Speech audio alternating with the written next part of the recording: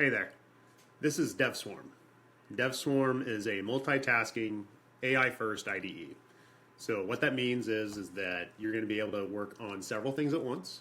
And the areas that you're doing your work in, each of them will have their own VS Code IDE working independently. You'll be able to safely work in different workspaces without them affecting each other.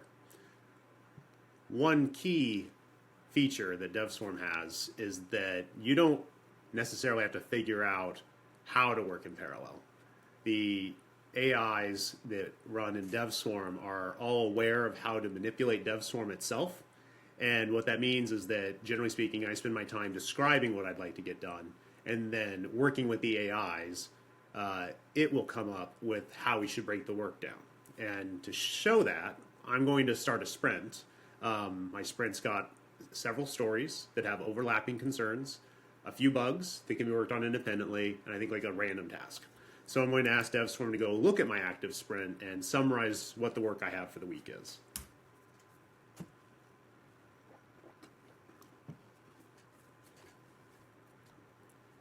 Something that we have as a part of the tooling we inject into the AI is that we actually support Jira on the team version.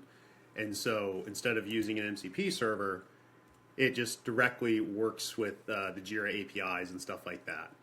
And so what this ends up meaning is that it works faster, you're able to do a lot more, and authentication is really easy.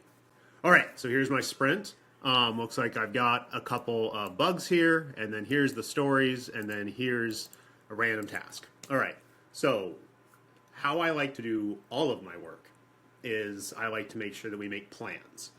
Now, those stories are going to require some technical design to implement. They're going to have database schemas that need to be modified. They're going to have a front and back. There's going to be API contracts, etc. The bugs are probably relatively independent. And so I'm going to now describe how I want to approach solving all these problems.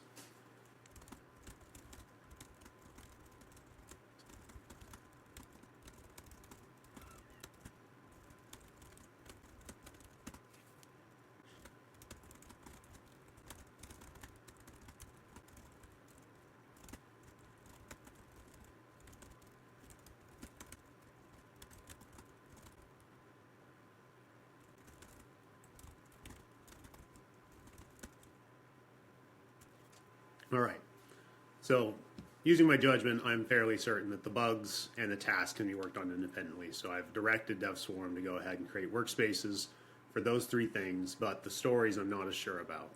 And so I'm going to set up a manager workspace that's going to first write out an HTML plan for me to review as to how we'll implement it, and I want to make sure that it makes sense to me. Once that plan is solid, we're going to commit it into that manager workspace.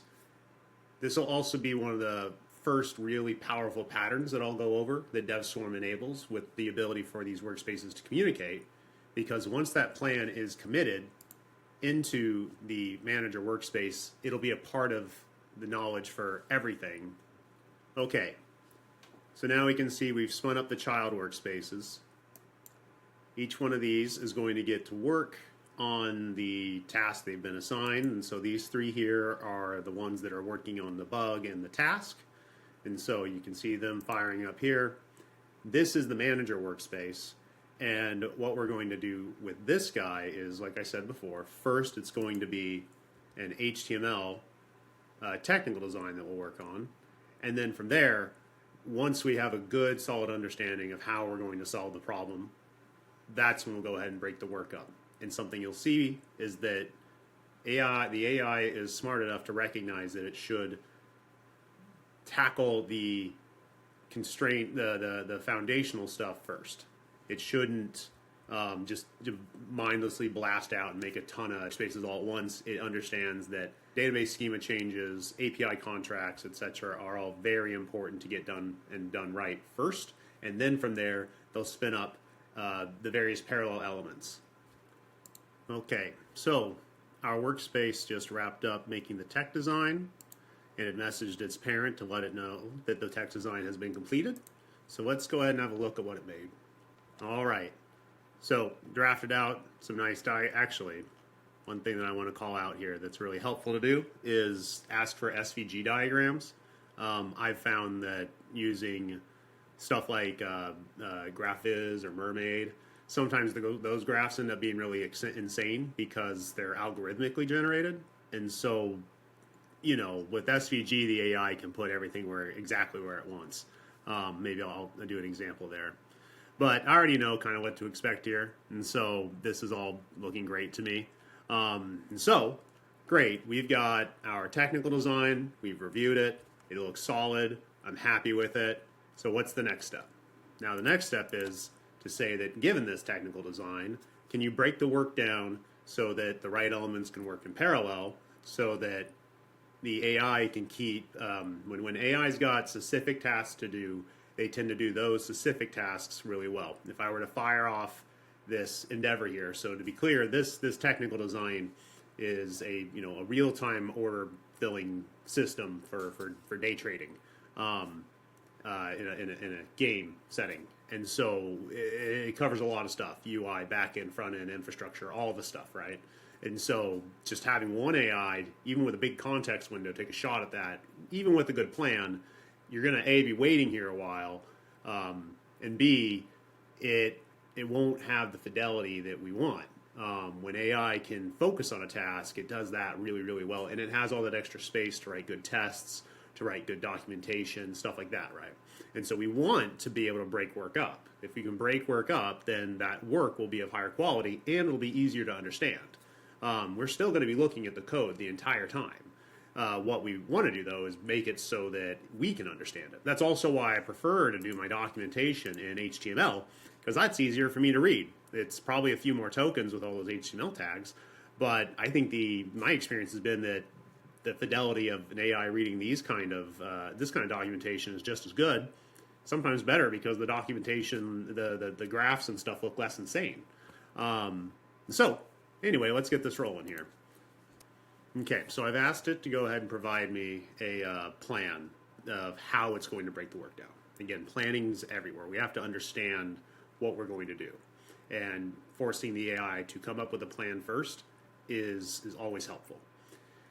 Something else that we'll walk through is that I'm telling the AI that this workspace, the order flow tech design workspace, which under the hood, not sure if you can see it, is on the branch design / order flow stories copilot. And so it's going to manage these workspaces, but we're not going to let it merge any work into it yet. And the reason for that is that what you want to do is start treating these branches. The branch structure is important. That's always going to be important, but their usage now has changed a lot. It used to be that one branch was where the work went, and that one branch is going to be reviewed, and throwing a branch away was kind of a big deal. Now it's more about coordinating sane development structure for the AI. And so the AI is going to make a bunch of workspaces here to work in parallel soon. And once that work is at the point where it's committing and stuff, the next step is I'm going to have the manager workspace merge into what we call an integration workspace. So all the merging is going to go into that. And the goal there is that that's going to be where the collection of work is in its final state. And if there's any problems there, it'll communicate back to the parent, who will then coordinate with the children. And again, the value is that the children have specific context, narrow context, so they can do their work well. Once the integration workspace behaves how we want, and the code in the child implementation workspaces looks how we want, that's the signal for us that we are about ready to wrap up the implementation phase of this work and then move on to the code review phase of the work. And that itself will have its own structure to make it so that my colleagues are able to review my work without having to deal with a mega PR. But let's look at this setup here. And so this is the proposed breakdown. So 3 natural file clusters emerge from the tech design. These drive the parallelization. Great. So transport is, okay, so this is kind of the API, simulation, logic. From transport, everything else is independent. So what we're going to do is that wave 1, start in parallel immediately. we're going to do the transport schema and the market simulation. And once that one's done, we can do the order flow, and then we'll start merging stuff. And so we're going to start with 2 parallel workspaces, add a third one, and then after that we'll start integrating. So while this one's been working, we've got other work that's been happening here as well. And so you can see that these workspaces are all messaging their parent. Okay, so these workspaces have been created. They're on their way. Looks like some of our other workspaces have got their work wrapped up as well. And so if you want to look at the code changes, you can just go into review mode. And in review mode, you can see the diffs and changes that have been made. I haven't pushed these PRs up yet, but if the PR was up or this was one of my coworkers' workspaces, I could click here and leave comments and do the whole PR workflow right here in DevSwarm, actually.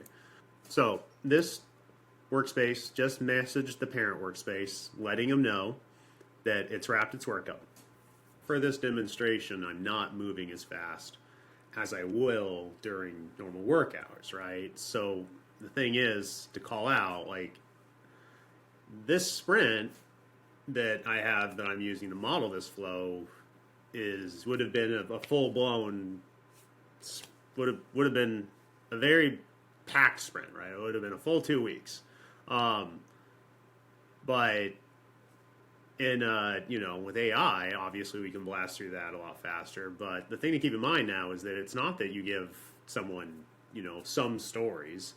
You can give, especially with these patterns, you can give folks several epics, right? You can give them all the bugs. You can give them everything. And the key value of DevSwarm is that that's an overwhelming thing to give to an individual to plan out how to break down to work in parallel. So this amount of parallelism in the early days of DevSwarm was about my max. Like I would have to plan this out, figure it all out, etc. Right? But now, because the AI can develop these really sophisticated plans for me, and then it can plan out how to work in parallel, really is that we all of us take on several epics worth of work, massive features, and by applying these orchestration patterns, we're able to get through them sanely and have quality code on the other end because we're able to review it in its smaller form, and then once it's all merged and integrated, we can break it down even further to make sure that everything still makes sense, and then get it all merged in and reviewed. And so here we go. All right, so what's this guy? So this guy is, I believe, going to merge in these two first, and then get to work, and then we'll make the final integration PR, the integration workspace, which will have everything else to work through. And once we have the integration PR, that's where we can really test things out. And then once that happens, we'll have it break down into the review stack that we then ship to our coworkers to work with. Okay, so I just pushed up some PRs, and you can see that in DevSwarm by the little PR branch notification that pops up here. And what that means now, they're my own PRs, so I can't approve them, right? But I can leave a comment just like you could in GitHub. So what that means is that we can leave comments, you can request changes, etc. You can quickly open it in GitHub, but the full flow is right here inside of DevSwarm, which is nice because we're trying to make it so you never have to leave DevSwarm to do your work, and this is a key part of that. So now we're going to build out the integration workspace after the AI does a quick sanity check, which is nice. So this again highlights the value of workspaces, keeping it so that the AI can focus on one thing. This manager workspace is able to keep up with the plan because it's also not trying to implement everything. These workspaces were able to focus on their work and then communicate what they've done and coordinate and then push up to their parent and let it know. So now it's going to draft the integration workspace.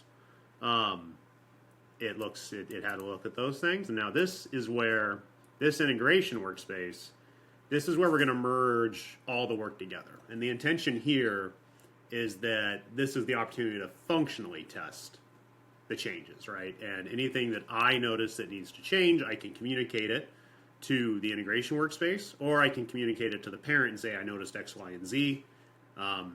Go ahead and delegate these updates to the right children to get the work done, right? That's why I haven't closed these out yet, is that I still want the opportunity to say, hey, no, I need this to be done, and the workspaces that have the context can be the ones that make the changes, and the parent coordinate getting that all merged in the integration workspace. Kind of the fundamental thing that's changed with a lot of software development with AI is that merge conflicts now are not nearly the burden they used to be, because AI can, with a lot of with high fidelity, reason about the changes on both sides and make the right choice.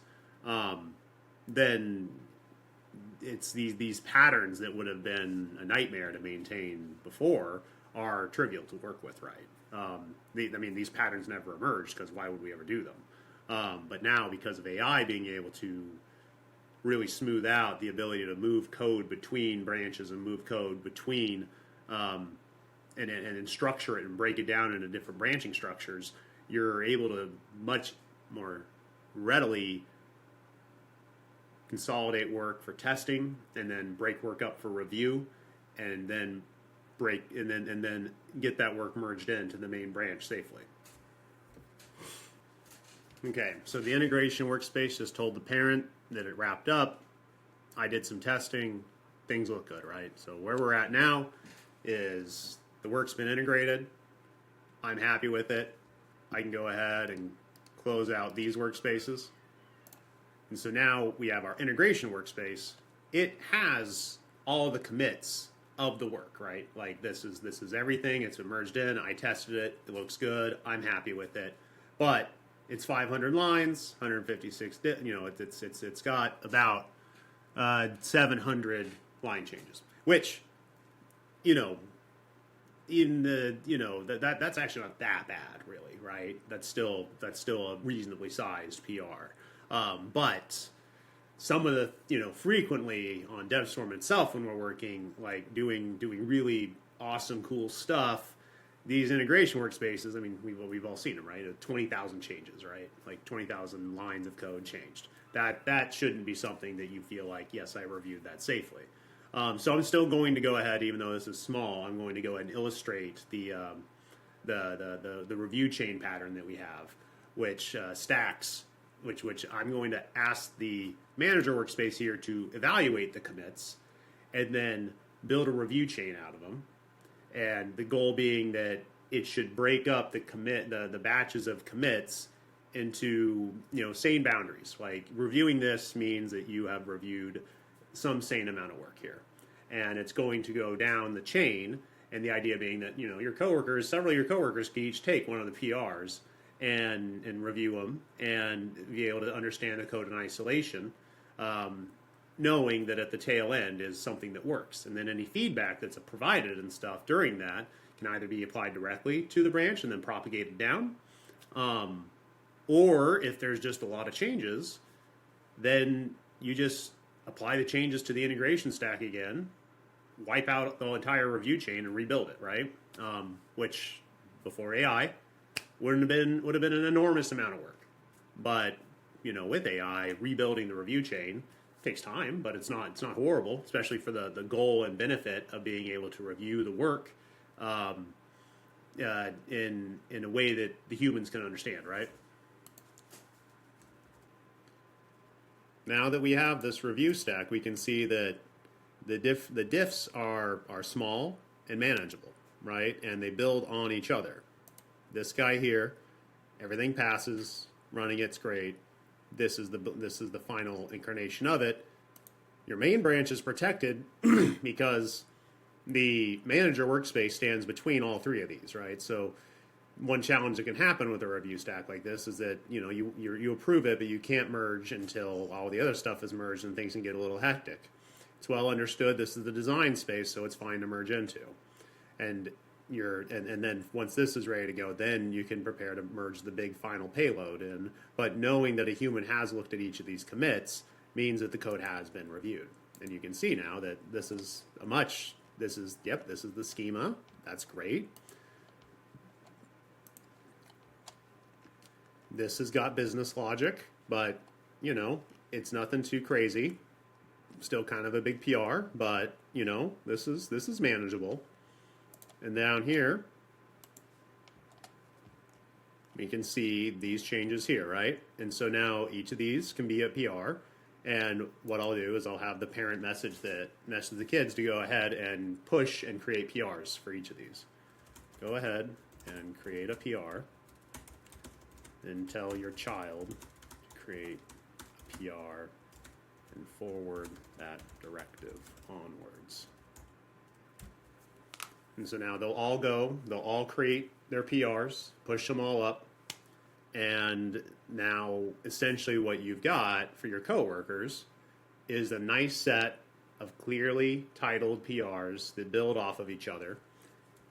They are, because they're stacked, losing work is less likely because one builds on the other. If they were sibling branches, you can run into problems where like one change makes it into one, the other doesn't. There's challenges there. But the work is now easier to digest.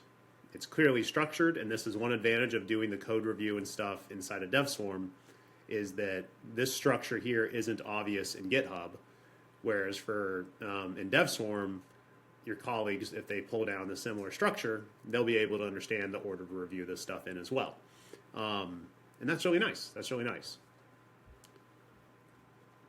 Okay, so what have we accomplished in this session? So when we started, we asked the AI to review our sprint, and then from there, make a plan on how we were going to tackle that work. We identified that 3 of the things could be worked on in parallel, but the stories were a lot. And so we needed to make a plan. And so we told the AI to make a workspace to go make that plan. From that plan, we were able, which was an HTML document, we were able to then ask the AI to help us create a work plan, a way to delegate the work to work in parallel, and have the AI create those parallel sessions, those parallel workspaces. And when we started, it created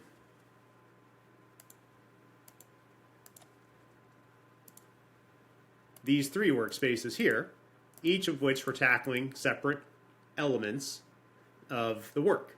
But it was able to clearly, it was able to plan it so that work that was that needed to be done first was done first before starting the next wave of parallel work, which is really important. It actually planned out the dependencies for you. Once all that work was completed, we had the AI create an integration workspace, which merges all the work in, allowing you to test it, running tests, figuring out is it functionally what you were expecting, etc. From there, we asked the parent workspace to build a review stack. And the review stack is a collection of workspaces that cherry pick and merge commits from the integration workspace along same boundaries so that the last workspace is the fully functioning feature, but everything in between, from the design workspace, the management workspace, to the final workspace, are the bite-sized chunks of logic and work that your coworkers can then review without losing their minds. Finally, that gets pushed up to GitHub for review, and now once that's merged into the parent design workspace, it's ready to go be merged into your main branch. So with these different orchestration patterns, the management workspace that's able to delegate parallel work to work in tandem sanely by keeping the footwork focused and small for your AI so it can do its work well, communicating with the manager so that the manager can create a singular place to merge all that work for cohesive review and analysis and checking for correctness. We're then finally moving on to the review stack pattern where you're able to break the workspaces up into a stacked PR pattern so that all the work is manageable to digest by your colleagues. Those are the patterns that DevSwarm enables because it provides you both the message passing functionality and the structured view of the work so that you understand what depends on what has what information, without blazing a bunch of tokens trying to communicate all these plans, because it is part of the Git of the file system itself. All right, I hope this is helpful. I'm really excited for folks to try this stuff out. We're always looking for feedback. Have a great day.